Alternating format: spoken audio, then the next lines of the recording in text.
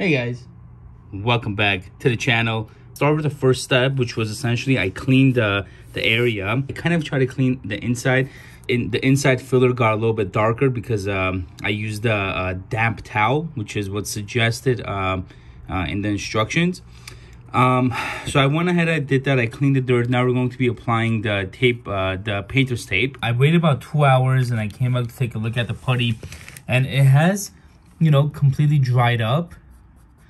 But the problem is that I didn't fill enough of the putty, and there's actually a little bit of a dent over here. You almost can even overfill it because you can always sand it down, but you don't want to underfill it because you don't want it to be obvious due to you know, shadows that get created from the dent.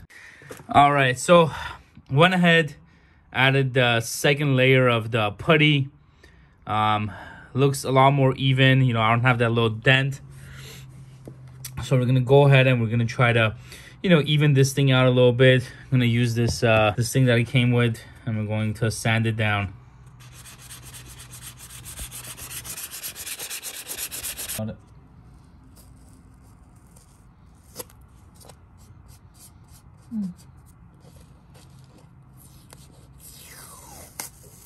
All right, guys. So this is probably the hardest part, depending on your design. Here, what you want is essentially something to put your paint on, and then you have to essentially try out the different color combinations until you come across, you know, like the color that you know, matches your flooring.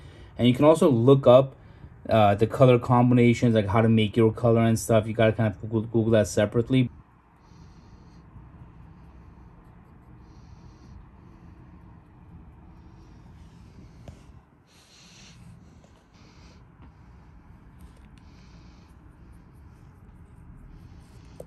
The first coat of paint, maybe like a coat and a half, that was applied. This is what it looks like. This is without any type of, you know, sanding, you know, without anything added in terms of the details. So what we're gonna do is we're gonna apply another layer of cold coating after this has been drying for the past hour and a half, 2 hours.